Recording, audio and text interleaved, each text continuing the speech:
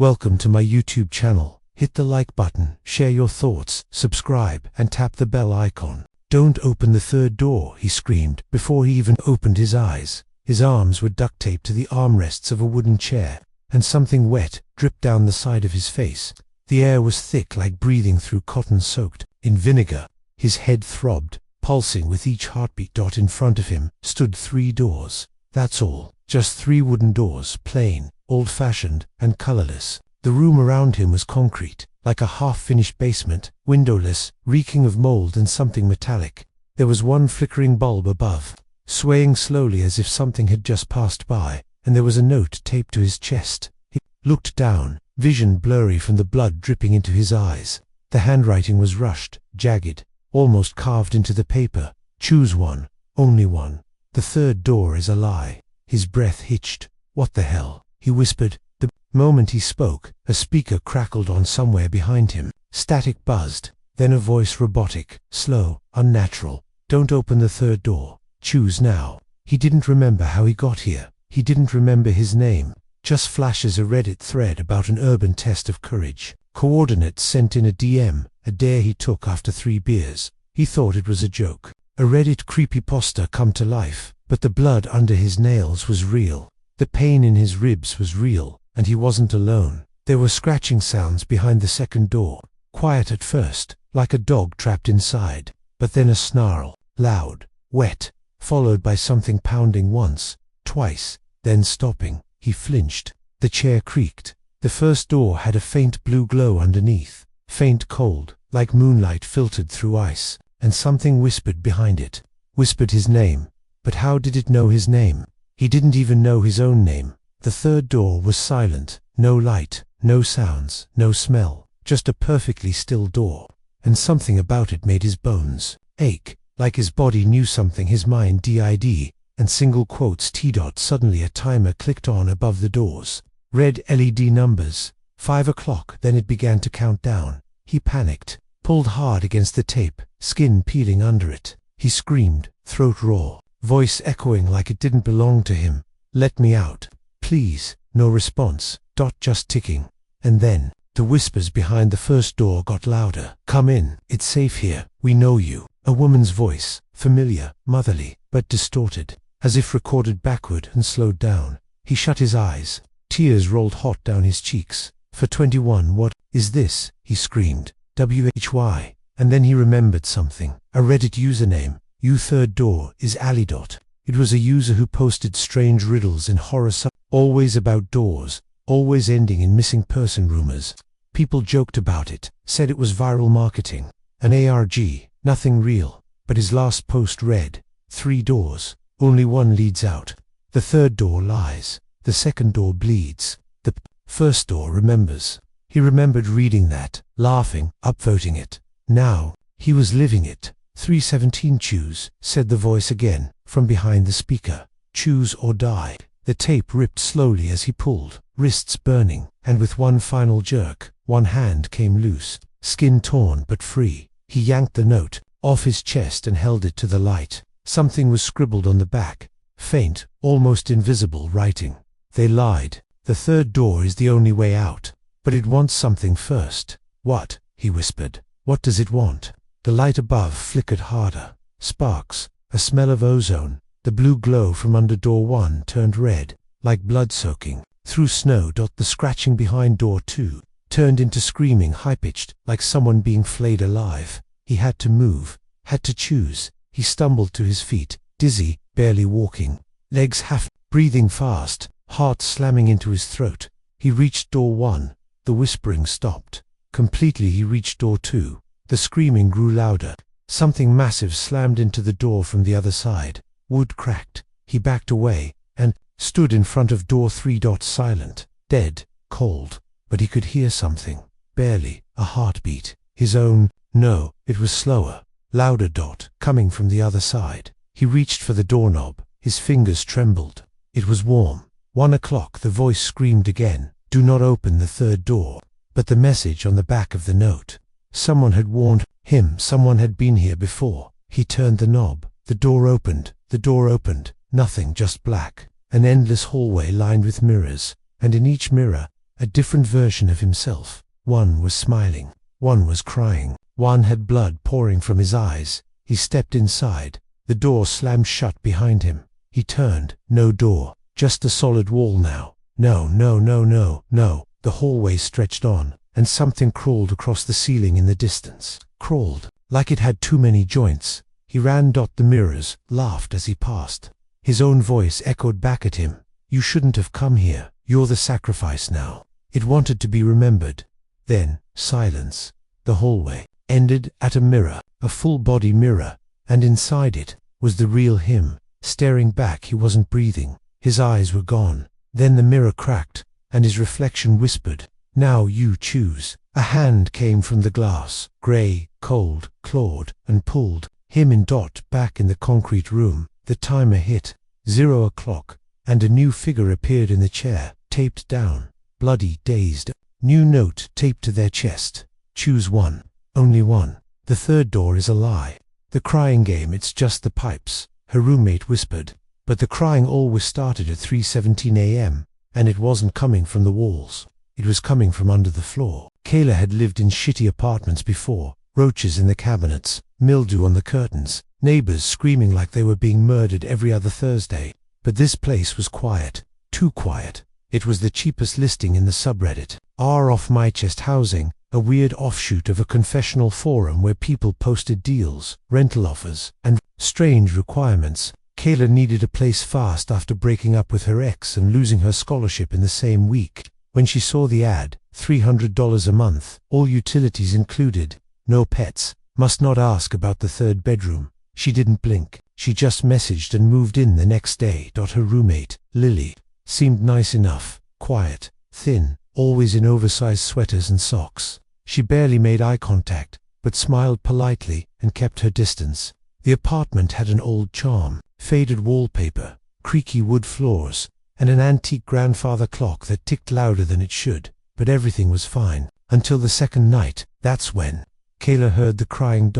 It started soft, like a child sobbing under a blanket. She was asleep when she first heard it, her body frozen under the covers, heart pounding before her brain caught up. She sat up, looked around. Her phone read 3:17 a.m. And the crying was coming from below her bed. She leaned over the side slowly, holding her breath. Nothing, just her shoes, the hardwood floor. The crying continued, not loud, just desperate, repeating a child's voice. Please, please stop. I'm sorry. Please stop hurting me. Her chest tightened. Lily, she called out. Are you okay? No answer. She got out of bed, heart racing, walked barefoot into the hallway, toward Lily's room. She knocked. Lily silenced. Then soft footsteps. The door opened a crack. Lily's pale face peeked through. Did you hear that? Kayla asked, hugging herself. Hear what? Lily replied. Her voice was emotionless, like she'd rehearsed it. The crying, it's coming from the floor or something, like a kid. Lily blinked. It's just the pipes, she said softly. Old building, don't worry, it happens sometimes. And she shut the door. It wasn't the pipes. Not when Kayla heard it again the next night, 3:17 a.m., on the dot, and not when the crying turned into screaming on the third night. She recorded it on her phone, played it back in the morning. There was nothing, just silence. She searched online, Reddit threads, forums, anything. She even posted anonymously, hearing crying at the same time. Every night in an old apartment. Roommate won't talk. Third bedroom is always locked. Help, one person replied. Username, you left turret, get out. Don't go near the floor vent in the hallway. Don't talk to her after midnight. And whatever you do, don't open the third bedroom. She stared at that comment for hours, saved it, checked their profile. It was empty. Account deleted. That night, Kayla stayed up. The crying started again at 3:17. Louder this time, more urgent. She got on her hands and knees, pressed her ear to the floor vent in the hallway, the one near the third bedroom, and she heard it, screaming, but also a whisper. Behind the screams, a voice she recognized, her own voice. Please, please help me. I'm still down here. She fell back, heart in her throat. The door to the third bedroom, the one Lily never talked about, creaked slightly, just slightly, like it had been watching her in the morning. Kayla confronted Lily. What's in the third bedroom? She demanded. Lily's eyes didn't blink. You agreed not to ask, she said softly. What the hell is going on in this place? Lily tilted her head. Her smile was wrong. Like a mask. This building doesn't like questions, she whispered. People don't last long when they ask. That night, Kayla packed her bags. She was going to leave. Screw the cheap rent. Screw the weird rules. She'd sleep in her car. But when she reached the door, it was bricked up. Literally, a solid brick wall now stood where the front door had been. She turned, shaking. Lily. No answer, just a new voice behind her, a child's voice. You broke the rule. She spun around, and the third bedroom door stood, wide open. Darkness pulsed from inside, and something crawled out. Lily's body was found 2 weeks later, curled in the empty bathtub of a different apartment, 30 miles away. Her mouth was sewn shut. Her eyes were burned black. Kayla was never found, but her voice still cries through that old floor. Vent every night at 3:17 a.m. And if you ever see a listing on Reddit offering cheap rent, with no questions about the third bedroom run, because some games were never meant to be played. She wasn't in the picture before. The photo was from their camping trip last year. 6 friends, smiling around the fire, marshmallows in hand, trees behind them glowing in the firelight. But when Jake looked at it again last night, there were 7 people in the picture, and the 7th face wasn't smiling. It wasn't even human. Jake had been on Reddit for years, mostly for memes, conspiracy threads, and occasional creepy content that didn't seem too real. The backwoods horror stories always got to him, especially because he and his friends camped often in places without cell signal. They joked about it every trip. If someone went missing out here, we'd never know, Alex used to say. That's the fun part, Megan would add with a laugh. They'd gone up to Bearskin Ridge last October. It was remote, 2 hours from any town, no marked trails, surrounded by thick pine forest. The photos they took were some of Jake's favorites. There was one he'd used as a lock screen ever since. Him, Megan, Alex, and 3 others sitting around the fire, grinning like idiots. They'd used a simple timer, just 6 of them. Last week, while scrolling through old pictures to delete space. Jake saw it again, only now. There were 7 people in the photo. He stared at it for a long time. The 6th figure on the far left, a girl in a hood, barely lit by the flames, had her head tilted too far. Her face was grey, blurry, almost melting. Her eyes were pitch black, and no one had noticed her that night. Not once. Jake called Megan immediately. Do you remember that campfire photo? He asked. Yeah. Why? How many people were in it? She hesitated. 6 US and the others. There's 7 now. Silence. Jake, are you messing with me? I'm not. Check your copy. She texted back 30 seconds later. WTF. I see her too. Who the hell is that? Then came a second message. I swear that wasn't there before. Jake's stomach turned. He uploaded the photo to Reddit, under an alt account. Our paranormal help title. There's a new person in my photo. We never saw her. It blew up overnight. Hundreds of comments. Most said it was an app, glitch, AI artifact, prank. But one comment stood out. From you, last one in dice. She marks the first. Don't look at any mirrors.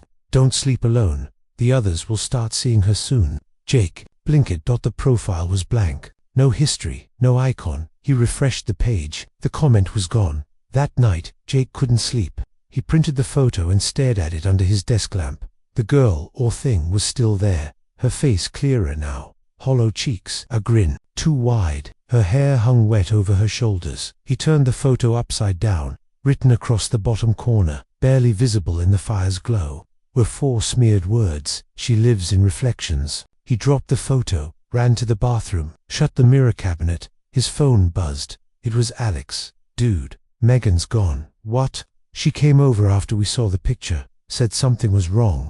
I went to get drinks. Came back. She was gone. Just gone. Like she never came in. Jake drove to Alex's house. They tore it apart. No sign of Megan. Her shoes were by the door. Her phone was on the kitchen table. The couch cushion was still indented where she'd been sitting, and then they checked Alex's bathroom mirror. She was there, the girl standing behind them, just watching. They covered every mirror, glass screens, even shiny surfaces. Then they tried to forget, until the next night, when Daniel, another friend from the trip, posted on Instagram a throwback camping reel. Jake watched it twice before he saw it, a shadow in the background of a campfire clip. Then, in a flash of flame, her face blinking sideways like something mimicking a person but not getting it right, he texted Daniel, "Take that down now." No reply. An hour later, Jake got a call. Daniel was found in his bathtub drowned, but the water wasn't from the tap. It was thick, almost black, smelled like iron. His mouth was open, stuffed with ash. Panic set in. Jake and Alex went through every photo, every clip, every memory from that trip. She was in all of them now, in the shadows of tents, in reflections on the lake, in the glass of someone's sunglasses. She was getting closer in every one. "Maybe we're cursed," Alex whispered. Maybe she latched on. Jake thought about that Reddit comment. She marks the first. Megan was first. Daniel was second. That made Jake or Alex next. Then the dream started. Jake would wake up in sweat, lungs tight, ears ringing with whispers he couldn't make out. He dreamed of standing in a burning forest. All his friends were there, but their faces were blurred, melting, and the girl stood behind them. Each night, she got closer, reaching, smiling. On the third night, he woke up to find a new photo on his phone. He hadn't taken it. It was a selfie of him sleeping, and in the reflection of the window, behind him, her face. Answering his calls. When Jake finally drove over, Alex's apartment door was open. The TV was on, screen cracked, blood smeared across the wall, hand-shaped, 3 fingers. The bathroom mirror was shattered inward. On the counter, one word scratched into the ceramic sink. "Yours." Jake staggered back. He was the last one left. He posted again on Reddit, from his real account this time. "Everyone's gone. She's still in the photo. I think I'm next." No one believed him. The thread got locked within hours. Too many reports. Too graphic. Too real. 2 nights later, Jake disappeared. His phone was found at his desk, still recording the last image in his gallery. A mirror selfie. His eyes were missing. And behind him, the girl. Smiling now. The photo circulates on creepy image subreddits. People say if you look at her for too long, she shows up in your photos. Most think it's a hoax, a well-edited horror story. But if you're scrolling through Reddit late at night, and a photo catches your eye, campfire, 7 people, 1 of them wrong, don't share it. Don't download it. Don't look into a mirror after, because she only needs 1 more. And she's almost done playing the game. The roommate in the walls. The apartment was never supposed to be permanent. Clara found it on Reddit, a sublet from a woman who left in a hurry. The rent was cheap, the location was central, and her roommate seemed quiet. That should have been a red flag. But Clara had bigger things to worry about: a new job, a dying phone, and the shadow of her last relationship hanging like rot behind her. She moved in on a Wednesday. By Friday, she heard breathing in the walls. The roommate's name was Jen. Short, wiry, barely spoke. Her eyes were always half-lidded, like she was listening to something no one else could hear. She worked nights, mostly kept to her room, a locked door, no light. She left notes instead of talking. The first night, Clara found a sticky note on the fridge. "Don't feed him, he gets stronger." She laughed, probably some weird inside joke, until the second night, when she left out a half-eaten sandwich and something scratched inside the wall near the fridge. At first, Clara thought it was rats, or plumbing, or just the usual creaks of an old building. But the sounds were deliberate, slow dragging, shuffling. Behind the drywall, whispers that pressed up against the outlets. And the breathing, always at 2:46 a.m., like someone trying not to cry. She knocked on Jen's door once, asked if she heard it too. Jen didn't answer. Later that night, Clara saw a new note slid under her door. "Don't respond to the voice. It lies." She stared at it, heart cold. She hadn't said anything about the voice. The next morning, the voice came through the bathroom vent. Small, fragile. "Help me. I'm stuck." Clara froze, toothpaste foaming in her mouth. "Hello," she whispered. A pause. Then, "Thank you for hearing me." Something clicked inside the vent. Like a lock. Clara didn't sleep that night. On Reddit, she found threads, not on normal pages, but in an archived, locked subreddit, linked in an old thread titled r.ishal.bear. The post was simple: "I think someone's living in the walls, or something worse." She clicked through. The comments were disturbing. One person said their roommate vanished after hearing the thing. Another said the walls changed shape at night, that once you acknowledged the voice, you were part of it. Then one comment chilled her: "If he thanks you, it's already too late." Jen disappeared the next day. Clara knocked. No answer. The door wasn't locked anymore. She pushed it open. The room was empty, completely bare. No bed, no furniture, not even dust, just a hole in the wall, round, smooth, big enough for someone to crawl through, and scratched above it. I kept him fed so he wouldn't notice me. Clara staggered back. Her phone buzzed. A message. No number. Thank you for hearing me. She started to see things out of the corner of her eye. Shadows behind light switches. Bulges in the walls like something crawling just beneath the paint dot. At night, the breathing grew heavier, and the voice louder. It started to say her name. Clara, Clara, come in here. And then one night, the voice changed. It wasn't a whisper anymore. It was Jen's voice. He gets lonely. I thought I could live with him. I was wrong. Please, please don't look in the mirror. Clara ran to the bathroom. The mirror was already fogged, but someone had written in the steam, "So hungry." She covered it with a towel, duct-taped it shut, slept with the lights on. 3 nights later, the walls pulsed like they were breathing, like the apartment had lungs, and inside them, something moved. She screamed, ran to the front door. It was gone. Just a smooth wall where the door used to be. Her phone wouldn't call out. No signal. Only one app opened. Reddit. A single message glowed on her screen, from a user called You, in the drywall. "You want out," she typed. "Yes." The reply came instantly. "Then feed him." The fridge was full of mold. All her food had rotted overnight. Even sealed containers were blackened. Something in the air smelled sweet, like meat gone bad. A new note appeared under her pillow. "Don't give him yourself. He'll keep you." She didn't know what it meant, until the scratching started again, and something laughed inside the walls. She tried everything, breaking through drywall, screaming, fire alarms. Nothing worked. One night, while trying to hammer through the bathroom wall, she struck something soft. It giggled, then whispered, "You found me." She blacked out. When she woke up, she was in a white room. The walls were alive. They pulsed gently, like muscle. Veins ran through the plaster. In the corner, a mouth opened. "Not human, not animal." 8 grinned. "You heard me. You let me in. Now stay." And the walls closed again. No one found Clara. The apartment listing went back up 2 weeks later. On Reddit. Quiet unit. 1 bedroom, 1 bath, $300 month. No mirrors allowed. Must agree to feed him. Most scroll past, but some don't. And every few months a new sticky note appears under the fridge. Different handwriting. Same warning. Don't feed him. He gets stronger. The dead girl on the line. 911. "What's your emergency?" The call came in at 3:17 a.m. Dead static. Then a girl's voice. Weak. Shaky. "I'm still here. Please, don't hang up." Emily had been working night shifts as a 911 dispatcher for nearly 3 years. She'd heard everything: car crashes, overdoses, domestic fights, panic attacks, wrong numbers. But this one chilled her, because the voice belonged to Lena Price, a girl who died 2 years ago, burned alive in an abandoned house. Emily remembered the call. She'd been on shift that night too. Lena had screamed for help for 6 straight minutes. Fire engines couldn't reach her in time. Her last words still haunted Emily. "He's here. He's laughing. I can't see his face." Then the line went dead. But now, the same voice, same trembling tone, same urgency. "I'm still here. Please don't hang up." Emily froze. She glanced at the call log. Blocked number. Traced to nowhere. She whispered into the mic, "Who is this?" A pause then. "You left me." Emily's heart thudded. "Lena, I burned," the voice said. "But I didn't die, right?"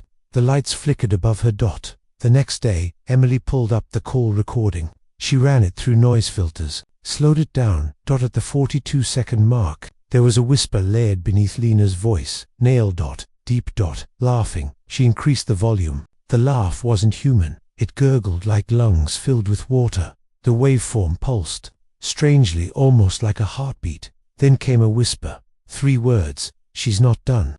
That night, she got the call again. Same time, 3:17 a.m. But this time, Lena was crying. "I see the others now. He keeps them here. He uses the phones. He's learning their voices." Emily asked, "Who's he?" Lena sobbed. "He doesn't have a name, just a sound." A tone played high-pitched metallic, the kind that makes your ears ring.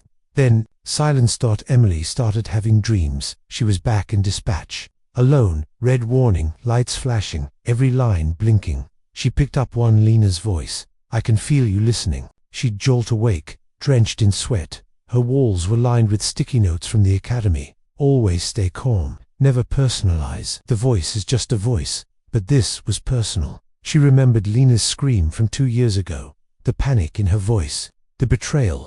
Now she was back, trapped somewhere, begging. Emily did something she wasn't supposed to do. She found Lena's file, broke protocol, pulled photos from the scene. She needed answers. The house had been condemned. No survivors. Fire had started. In the basement, 'cause unknown. In the last picture of the hallway, before it collapsed, you could see burn marks, not fire damage. Fingerprints. Too large to be Lena's, clawed, blackened, pressed around the phone cord, and written above them. On the wall, in smoke. She called first. Emily returned home that night with a horrible weight in her chest. She unplugged her landline. Turned off her cell. But at 3:17 a.m., her TV turned on. White noise. Then, Lena's voice. "Emily, why won't you answer?" The screen flickered. A burning hallway appeared, glowing red. Shadows moved. And then, stepping forward, Lena. Her skin was charred, her eyes completely white. She smiled, mouth split, and said, "You brought him." "You answered. He's coming through." The screen exploded in static. She couldn't stay home. Back at dispatch, she asked around, quietly, "Any strange calls?" "Dead. Voices. Ghost. Cries." One guy laughed it off. Another said, "You've been talking to the Line 7 ghost, huh?" She stared. "What?" He looked uneasy. "It's just a thing we joke about. Late night, 3 a.m. Some people hear a girl, no call trace, screaming for help. Then this weird tone plays and the audio goes dead." He added, "But it's always Line 7. Emily checked her logs. Every call from Lena came through Line 7. That night, she waited by Line 7, lights off, headset ready. At 3:17 a.m., the button blinked. She answered. No voice this time, just breathing, shaky, wet. Then Lena's voice. "He's inside the wires now." Emily whispered, "Where are you?" The tone returned, higher this time. It pierced her brain. Blood trickled from her nose. "I'm in the signal. He's using us to crawl through. We're all still here. Who?" Then the male voice returned. "Closer now. You called." Her headset snapped. Blood burst from her eardrums. The lights in dispatch went out. The entire system fried. The next morning, Emily's chair was empty. Her login never logged out. Her headset was melted to the receiver. The tech team said the damage was electrical seizure. But there was no surge. Just one thing out of place. On Line 7's console, burned into the plastic, were 4 scorched words. "She's not done yet." 2 months later, a new girl started working night shift. First night was uneventful. Second night, 3:17 a.m., a blinking light on Line 7. She picked it up, a girl's voice, breathless, crying, "I'm still here. Please, don't hang up. You saw him too, right?" It started with a Reddit thread, posted by a user named u/meltingface 3 a.m., with the title, "Anyone else seen the man with no skin?" The post read, "He watches me through the bathroom mirror. When I close my eyes, he gets closer. I blinked once. He was in my room. I'm not insane. My friend saw him too. Before she wasn't my friend anymore." The thread gained 6 comments, then it vanished, deleted, not by the user, but by Reddit, mods. The account was banned, but screenshots made their way around creepy subreddits. Most people assumed it was viral fiction, until someone reposted it, with the caption, "I saw him too," and attached a photo, a mirror, with a blurry figure behind the glass, head tilted, eyes missing, skin raw and wet. His teeth were the only clear thing in the photo. They were too many. And all of them were smiling. Haley didn't care for horror threads. She only clicked out of boredom, but the photo stuck with her. The man with no skin. Later that night, she walked past her hallway mirror, and for a split second, saw something behind her reflection. She froze, looked again, nothing, but her reflection was smiling. And she wasn't. The nightmares began that night. She dreamed of a room filled with mirrors, dozens, hundreds, stretching forever in each mirror. She saw herself, but twisted. One was burned, one was missing eyes, one was chained to a wall, screaming, and standing in the center of the room. The man, skinless, dripping, grinning. He whispered, "You saw me, now I see you."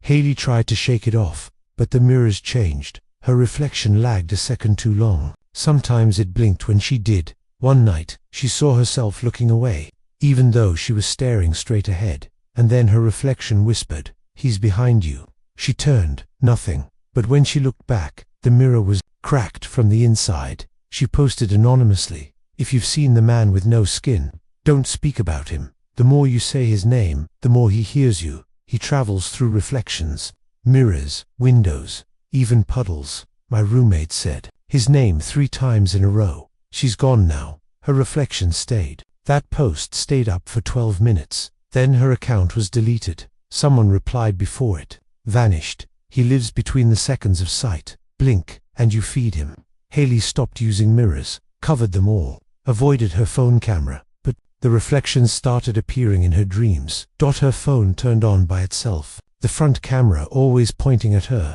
Sometimes, when she wasn't looking, it snapped photos. When she checked her gallery, there were dozens. In every one, someone else was behind her, half seen skinless, and slowly getting closer. She went to stay with her childhood friend Rachel. Didn't say anything at first. Until Rachel walked out of the bathroom pale-faced. "You saw him too, right?" Haley's blood ran cold. "What did you see?" Rachel whispered. "I turned off the lights, just brushed my teeth, and I saw your reflection in the mirror, but you were asleep in the living room."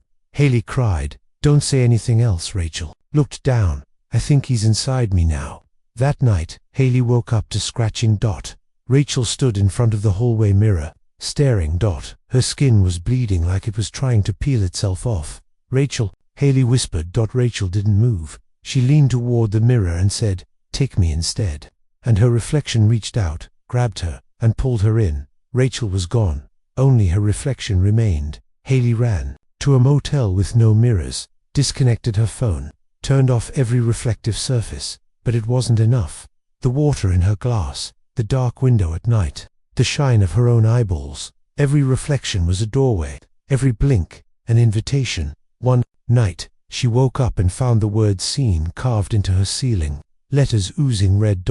She began to lose time. Blackouts. Moments where she'd stare at her own reflection and whisper things she didn't remember saying. She recorded herself one night, just to know what was happening during the blackouts. Played the footage the next morning. She watched herself sleep. Then, at 3:17 a.m., she sat up, smiled, walked to the mirror, and whispered, "I'm ready to come home." A hand came out of the mirror. It was her own. Only skinless.